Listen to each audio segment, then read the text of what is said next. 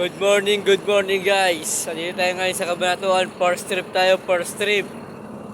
Sumakay na kayo, sumakay na para may sakay kami. Para makalis na tayo maaga, first trip tayo. Ngayon, sagutin lang natin ang tanong ng ating mahal na pasahero. Ang kanyang katanungan is, pag weekdays po ba ay same schedule?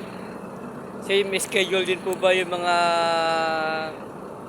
gaya ng first trip, 150, yung last trip, alas 10, gano'n, yung ibig niyong sabihin. Kung semi-schedule pa rin ba pag Sabado at saka Linggo? Yes po, semi-schedule pa rin po pagka Sabado at saka Linggo. Everyday po yon. Semi-schedule, hindi po yung nagbabago. Nagbabago lang po yung schedule pag holiday, gano'n. Holiday, kunwari Pasko, gano'n. Pasko, bagong taon, nagbabago po yung schedule. Ang pagbabago po niyan is nagiging 24 hours po yung biyahe, nagiging 24 hours po yung biyahe. Yun po yung pagbabago ng schedule pag may holiday na mga ganon. Sana nakatulong yung video na to. May comments pa ba yung katanungan para masagot pa kayo sa susunod nating video.